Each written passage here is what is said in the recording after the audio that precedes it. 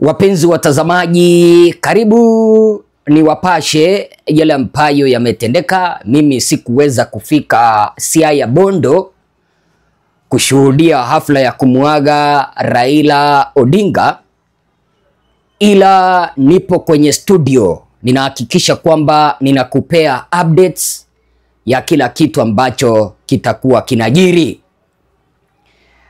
Hii leo siku ya Jumapili tarehe 19, baba atazikwa.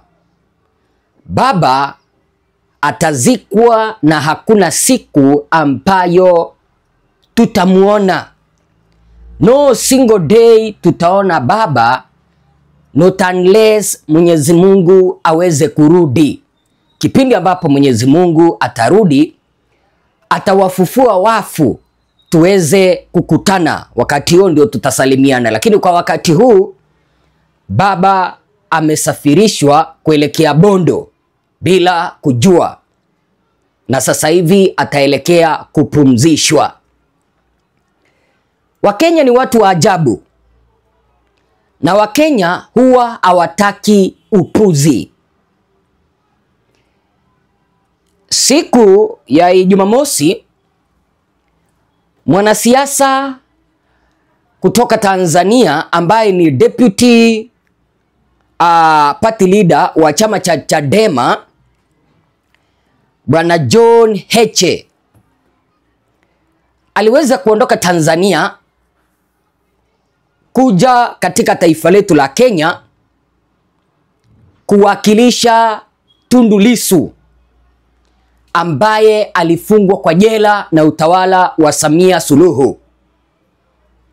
Tunajua uchaguzi wa taifa la Tanzania wa uraisi utafanyika tarehe 27. Mama Samia Suluhu hataki mtu ambaye anaenda kupingana na yeye. Hataki mtu ambaye atafanya aweze kukosa uraisi. Tundu Lissu akafungwa kutoka kwa jela. Opposition leader Tundu Lissu akaagiza naibu wake wa chama Bwana John Heche ahakikishe kwamba anakuja katika taifa letu la Kenya, aende Bondo Siaya kumuwakilisha kwenye mazishi ya kumzika mheshimiwa hayati marehemu kiongozi mpiganizi wa amani Baba Raila Amolo Odinga.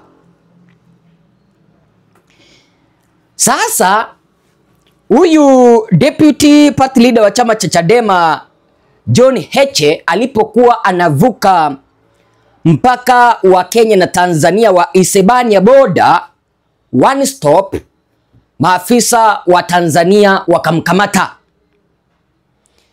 wakamnyang'anya pasipoti yake, cheti cha usafiri. Hawakukuwa wanataka aje katika taifa letu la Kenya upande wa Bondo kuwakilisha chama cha opposition kwenye mazishi. Wakenya wakakasirika kuwa mtu ambaye alikuwa anaenda kuwakilisha opposition leader wa Tanzania kwenye mazishi ya Raila amekamatwa na amefungiwa kwenye jela ya boda ya Hispania. Wakenya wakakusanyika pamoja, wakaingia kwa jela, wakaingia kwenye kituo cha polisi kwa jela, wakatishia polisi na wakamfungulia Mr. John Heche.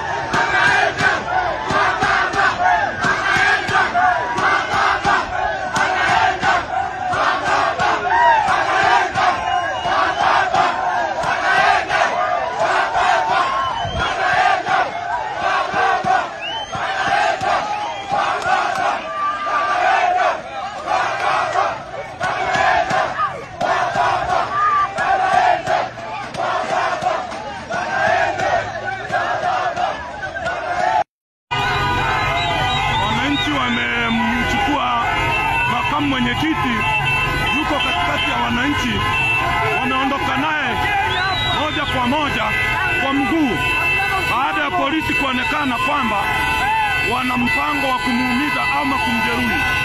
Kwa hiyo ni nani ya wananchi, watu ni wengi na wananchi wameamua kuondoka naye wenyewe kwa mguu.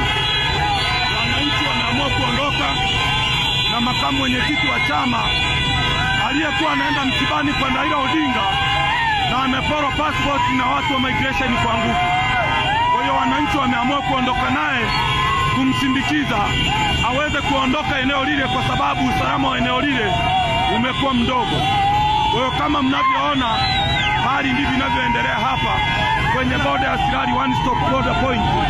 Wananchi wameamua kuondoka na Mheshimiwa John Heche kwa mguu wao wenyewe, na watu ni wengi sana.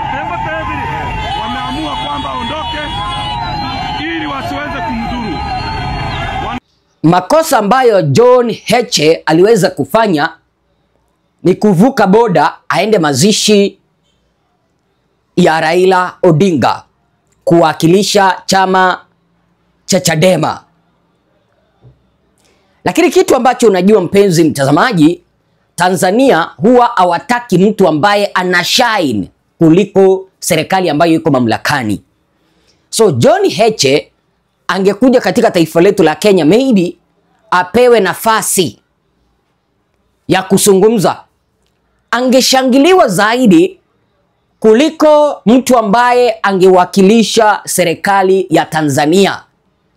So kitu ambacho Tanzania haitaki ni aibu serikali ambayo iko mamlakani iweze kupewa aibu. Wakenya wanafunza wa Tanzania lipi? Ni wakati wa kujitokeza na kuweza kujipigania, kwa sababu Tanzania walishindwa kwenda kumtetea John Heche.